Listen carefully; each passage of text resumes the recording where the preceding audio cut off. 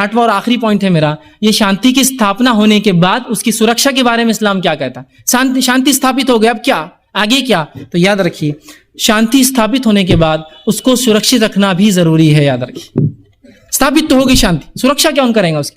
इसीलिए दुनिया की तमाम जितने भी जिसको हम कहेंगे शांतिपूर्वक देश है, वो शांति स्थापित होने के बाद उस शांति की सुरक्षा के लिए पुलिस और सैन्य बल रखते हैं। क्या कोई देश इसलिए सैन्य बल में पुलिस सकता है कि लड़ने जाना है उसको? नहीं, इसलिए कि शांति अब आ गई समाज में, अभी शांति कायम रखना है कि तो लोग अशांत का वातावरण पैदा कर सकते हैं। तो उस शांति को बचाए रखने के लिए हर शांततापूर्वक जो है देश हो, प्रांत हो, कोई भी हो, वो सेना और पुलिस दल रखता है, ताकि शांति जब एक बार प्राप्त हो जाती है उसको सुरक्षा बहुत जरूरी है, सुरक्षा जरूरी है। और कायदा कानून सुव्यवस्था चालू रखने के लिए ये बल की जरूरत होती है। तो इस्लाम भी शांति स्थापित होने के बाद उसकी सुरक्षा के लिए बल प्रयोग की आज्ञा देता है।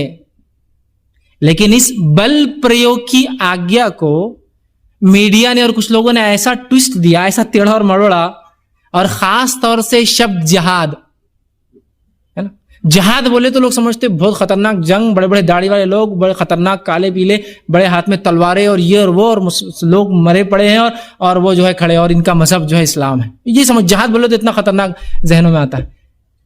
बल प्रयोग की आज्ञा दी इस्लाम ने, लेकिन हर समय भी नहीं दी। लेकिन जो आज्ञा दी, उस आज्ञा का जो है गलत धारणा लोगों ने फैलाई, वो खासतौर से शब्द जिहाद, और कहा जिहाद मतलब पवित्र युद्ध। इस्लाम में कुरान ने कहीं भी जिहाद को पवित्र युद्ध नहीं कहा। पवित्र युद्ध के लिए अरबी भाषा में अलग शब्द आता है, हर्ब मुक़द्दसा, वो अलग ही चीज है। और कभी भी इस्लाम ने कोई जिहाद को, किसी जंग को पवित्र जंग नहीं कहा। तो मीडिया ने कॉइन कर दिया, एक चीज उछाल दी कि पवित्र जंग, पवित्र युद्ध, वो क्या है? वो है जिहाद। याद रखिए, कहीं भी कुरान ने पवित्र युद्ध जिहाद नहीं कहा, याद रखिए। अब अगर जिहाद पवित्र युद्ध नहीं है, या जिहाद को एक नई दिशा में लोग ले गए और कहा जिहाद मतलब आतंक, मतलब अगर कहीं बिल्डिंग टूट गई तो ये जिहाद था मुसलमानों का। मुसलमानों को क्या लेना देना उस बिल्डिंग टूटने से? कहीं कुछ हो गया, हाँ ये जिहाद था मुसलमानों का। अच्छा, कोई भी मुसलमान कोई भी कार्य के लिए लड़ रहा है, बोले जिहाद है उनका। एक मुसलमान किसी औरत के पीछे भाग रहा है, लड़ रहा है, तो बोले ये भी जिहाद है। मतलब हर चीज को ले गया और जिहाद से जोड़ दिया। मतलब मुसलमान लड़े कि ये जिहाद है, और इनका धर्म बोलता है जिहाद करो, जिहाद करो, जिहाद करो, काफिरों को मारो जहां मिले। पता नहीं कैसी कैसी बातें लाके समाज में डाल दी। ठीक, तो जिहाद है क्या फिर? अगर इसका माना हर्ब मतलब जो है पवित्र युद्ध नहीं है, तो इसका अर्थ क्या है? तो भाई ये बताता हूं। जिहाद अरबी का लफ्ज है, अरबी भाषा का शब्द है, जिसका अर्थ होता है जो है प्रयत्न करना या संघर्ष करना, to strive and to struggle, इसको कहते हैं जिहाद। जिहाद का माना होता है किसी चीज के लिए प्रयत्न करना, कोशिशें करना, और संघर्ष करना, स्ट्रगल करना, to strive and to struggle, इसका ये होता है जिहाद का अर्थ। तो इस माने में दुनिया की हर चीज जिहाद कर रही है। एक मानव अपने घर बार को खिलाने पिलाने के लिए कोशिश कर रहा है, प्रयत्न कर रहा है, संघर्ष कर रहा है, जिहाद कर रहा है अरबी में, जिहाद कर रहा है अरबी में। सूर्य, चंद्र, आकाश, पृथ्वी, वायु सब जिहाद कर रही, सब अपने संघर्ष करती, प्रयत्न करती है कायम रहने के लिए। सूरज आ रहा है, जा रहा है, सब जिहाद कर रहे हैं। ठीक है, समझा? तो जिहाद का अर्थ प्रयत्न होता है, लड़ना। आतंक से इसका कोई संबंध ही नहीं है, याद रखिए, इसका कोई संबंध ही नहीं। और जिहाद इसको भी कहते हैं, जिहाद का मतलब प्रयत्न और संघर्ष है। जिहाद इसको भी कहते हैं कि शांतता पूर्वक प्रयत्न या संघर्ष करना, या शांति को कायम रखने के लिए प्रयत्न और संघर्ष करना। जैसे कि इंडिया है, भारतवर्ष है, शांति है, अक्सर मानव शांतता पूर्वक जीवन गुजार रहे, शांत सोसाइटी है। अब इस सोसाइटी में अगर कोई आकर कुछ गलत कार्य करेगा तो उसको जब रोका जाएगा तो ये भी जिहाद है। वो करने वाला जो कर रहा है वो फसाद है, वो आतंक है, याद रखिए। रोकना जिहाद है। तो यहां तो उल्टा हो गया, करना जो आतंक कर रहा है उसको जिहादी बोल रहे हैं। रोकने वाला कोशिश कर रहा है। हम चाह रहे हैं, इंडियन पुलिस, इंडियन मिलिट्री चाह रही है कि लोग गलत कार्य ना करें, तो वो जिहाद कर रहे हैं। वो गलत कार्य करने वाले तो बुरा काम कर रहे हैं, फसाद कर रहे हैं। अरबी भाषा में इसको फसाद कहते हैं, जिहाद नहीं कहते। जिहाद का फसाद है। तो ऐसा संघर्ष जो शांतिपूर्वक हो और शांति को कायम रखने के लिए आप करें, यह भी जिहाद है। ठीक।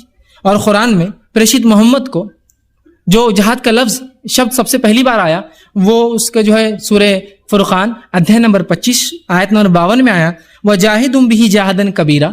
ये प्रेषित कुरान को लेकर इन लोगों से जिहाद करो। इसका क्या अर्थ हुआ? कुरान से लेकर इनकी गर्दनें काटो।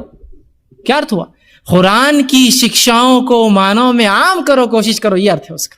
तो क्या कहा? जाहदन कबीरा, बड़ा जिहाद करो, शिक्षाओं को आम करो, तालीमात को आम करो, एजुकेट करो इस कौम को कुरान से। समझ रहे हैं बात को? तो जिहाद का आतंक से कोई लेना देना नहीं। और एक बात याद रखिए, लोग समझते हैं कुरान ये मुसलमानों का ग्रंथ है और सिर्फ मुसलमानों के लिए। ये बात मैं चाहता हूँ ये गलत धारणा दूर हो जाए। कुरान एक ऐसा ग्रंथ है जो सारे मानव जाति के लिए है। और सूरह बकरा अध्याय नंबर 2 श्लोक 185 में कुरान ने कहा, शहरु रमजान अल्लज़ी उन्ज़िला फ़ीहिल कुरान हुदल लिन्नासि व बय्यिनातिन मिनल हुदा वल फुरक़ान। रमजान वो पवित्र महीना था जिसमें कुरान का अवतरण हुआ मानव जाति के मार्गदर्शन के लिए। मुसलमानों के, अरबों की नहीं कहा। हुदल लिन्नास, मानव जाति के मार्गदर्शन के लिए किताब आई है। तो मैं आपसे अनुरोध करूंगा इस किताब का जरूर अध्ययन करें, खासतौर से वो हमारे भाई जो मुसलमान नहीं हैं, ताकि वो जान सके इस्लाम क्या है और क्या नहीं है। वरना बहुत से लोग इतना गलत होते हैं कि मैं एक छोटा सा उदाहरण देके बात खत्म करूंगा कि एक व्यक्ति है जिनसे मेरी मुलाकात हुई नेट के जरिए, और मैंने उनसे कुछ बातचीत की तो वो बड़े इस्लाम से मुतासिर और बड़ी बातें वो इस्लाम के बारे में कहे, इस्लाम ऐसा इस्लाम वैसा। तो मैंने कहा तुम्हें इतनी बातें, वो मुस्लिम नहीं थे, वो ईसाई थे, तुम्हें इतनी बातें इस्लाम धर्म के बारे में कैसे पता? तो कहा जब अमेरिका में, वो ब्राजीलियन थे, अमेरिका में जो हुआ, न्यूयॉर्क में जो कुछ हुआ हम सब जानते हैं, हुआ करवाया गया जो भी था, बहरहाल लंबी कहानी है। तो जो कुछ हुआ उस होने के बाद मैंने सोचा कि मैं कुरान की कॉपी हासिल कर लेता हूं, इसलिए कि मैं बम बनाने की टेक्निक सीख लूंगा उससे। कुरान क्यों मुझे पढ़ना था? उन्होंने कहा मैं चाह रहा था कि ये कुरान मुझे कहीं से मिल जाए ताकि मैं सीख लूं बम बनाने की टेक्निक। और मैंने बड़ा तलाश करके नेट से कुरान लिया। मैंने जब पूरे कुरान का अध्ययन किया तो बम बनाना तो दूर था, थप्पड़ मारने का भी एक बात नहीं उसके अंदर, किसी को स्लैप करने का लफ्ज भी नहीं कि एक थप्पड़ मार दो इसके मुंह पर। तो वो तो दूर की बात है कि किसी को मारना, किसी की जान लेना, किसी की धन दौलत को खत्म कर देना। वहां एक शब्द भी नहीं था कि किसी को मारो। और याद रखिए कुरान के अंदर तलवार का शब्द भी नहीं है। मारने के लिए होता है ना कि उस जमाने में बेसिक क्या तलवार, भाले, तीर हो सकते थे, शब्द भी नहीं है इन हथियारों के कुरान के अंदर। तो उन्होंने कहा जब मैंने अध्ययन किया तो बम तो दूर, मारने का भी जिक्र नहीं था, ना किसी हथियार का नाम था कुरान के अंदर। इसमें तो अमन का संदेश था। ठीक है, बात समझ आप? तो इसको जरूर आप अध्ययन करें। तो जिहाद जो है ये प्रयत्न है। जिहाद का एक माना ये भी हो सकता है, वो क्या है जो आखिरी माना है, उसका अर्थ ये भी हो सकता है कि सत्य के लिए युद्ध किया जाए। ये भी एक अर्थ जिहाद का है, सत्य के लिए युद्ध, इसलिए कि ये भी एक संघर्ष है ना। भारतवर्ष एक शांतिपूर्वक वर्ष है, एक शांतिपूर्वक देश। अगर हमारे इस देश पर कोई हमला करता है तो जाहिर सी बात है हम क्या करेंगे उसको? हाँ नहीं, हम तो बहुत शांतिपूर्वक देश है, हम कुछ नहीं करेंगे, तुमको जो करना है कर लो। क्या करेंगे हम? भारतवर्ष जवाब देगा, शांतिपूर्वक देश होने के बाद भी अपनी शांति को बाकी रखने के लिए वो जवाब देंगे उसको। समझ रहे आप? तो जिहाद का एक अर्थ ये भी है कि जहां शांति स्थापित हो गई, उस स्थापित शांति को अगर कोई बिगाड़ना चाहता है तो आप उसके जवाब में उससे लड़ो, जवाब में लड़ो। शांति भंग करने के लिए जवाब में लड़ो, ये भी जिहाद है, याद रखिए। तो जिहाद एक एसेट हो सकता है इंडियन गवर्नमेंट के लिए, याद रखिए। ये कोई फसाद नहीं, एक एसेट है कि ऐसी कौम जो एक जज्बा रखती हो कि अपने मुल्क के लिए वो लड़ सकती है, एक ऐसी कौम जो जज्बा रखती है जो बुराई के खिलाफ लड़ सकती है, मुसलमान उसके लिए तैयार। तो ये एक एसेट हो सकता है जिहाद, ये फसाद नहीं है, ये बुरी चीज नहीं है। और इस्लाम न कोई आतंक का आदेश देता है, ना इसकी कोई शिक्षा आतंक की है, ना ही इसके अंदर आतंक का कोई वो है, ना ही कुरान ने आतंक के लिए लोगों को बढ़ाया, बल्कि जिहाद का अर्थ होता है शांतिपूर्वक संघर्ष या जो है कोशिश जो करते हैं। तो इसका दहशतवाद से, आतंकवाद से इस्लाम का, मुसलमानों का कोई लेना देना नहीं है। ये अलग बात है, ये अलग बात है कि कुछ लोग होते हैं हर कम्युनिटी में जो बुरे होते हैं, गलत कार्य करते हैं, हर जगह होते हैं, लेकिन अगर मीडिया उसको आउट प्रोपोर्शनली हाईलाइट करे तो वो डेंजरस हो जाता है, आउट प्रोपोर्शनली। जैसा कि कई ऐसे मुकाम जगह होती है जहां न्यूज में आपको किसी का धर्म बताने की जरूरत ही नहीं है, आप सिर्फ लिख सकते हैं कि एक मानव दूसरे की हत्या की। धर्म क्या? एक मुसलमान ने एक आदमी की हत्या की। अब धर्म का क्या यहाँ लेना देना? हत्यारा हत्यारा है, चाहे मुसलमान हो, हिंदू हो, सिख हो, ईसाई हो, बुद्ध हो, कोई भी मजहब का हो, कोई भी धर्म का, हत्या किया उसने, गलत कार्य किया, धर्म को देने की क्या जरूरत है? ठीक है, तो यहाँ हाईलाइट ना करे, बुरा कार्य बुरा है। मुसलमान भी इन चीजों को कंडेम करते हैं जो आतंकवाद और जो ऐसे कार्य करते हैं, लेकिन इस चीज को पहले हम सॉर्ट आउट करें, आतंकवाद क्या है और क्या नहीं होता है। तो इस्लाम उसकी ना शिक्षा देता है, ना उसकी कोई तालीमात ऐसी है। इस्लाम तो अमन का मजहब है, इसका नाम ही शांति है, ये शांति को फैलाता है, शांति को फैलाने ही आया था, बल्कि इस्लाम तो दुनिया में पृथ्वी पर आया इसलिए था कि आतंक को खत्म करे। तो वो धर्म कैसे आतंक की आज्ञा दे सकता है? मैं अपनी बात को वो इस आयत से जो मैंने इस स्पीच के स्टार्ट में पढ़ी थी उससे खत्म करूंगा, जो कि सूरह फुसिलत अध्याय नंबर 41 उसकी आयत नंबर 34 श्लोक 34 था। वला तस्तविल हसनतु वला सय्या, बुराई और अच्छाई समान नहीं होते, अच्छाई और बुराई समान नहीं होते। इदफा बिल्लती अहसन, तो बुराई का जवाब अच्छाई से लौटाओ। क्या कहा? बुराई, अच्छाई और बुराई समान नहीं होते। मुसलमानों, बुराई का जवाब अच्छाई से दो। ईंट का जवाब पत्थर से मत दो।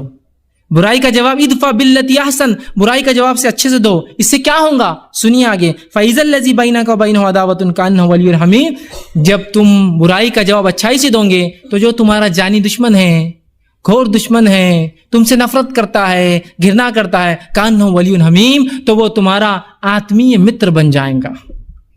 वलियुन हमीम तुम्हारा एक दोस्त बन जाएगा। कब? जब तुम अच्छाई बुराई का जवाब अच्छाई से दोगे। तो कुरान की शिक्षा तो ये है कि बुराई का जवाब अच्छाई से दिया जाए। इसका फायदा ये होगा समाज में कि वो आदमी जिससे और आपकी दुश्मनी है वो आपका एक अच्छा दोस्त बन जाएगा। इसी पर अपनी बात को मैं खत्म करूंगा। व आखिर दावाना अनिल हम्दुलिल्लाहि रब्बिल आलमीन। सुब्हान रब्बिका रब्बिल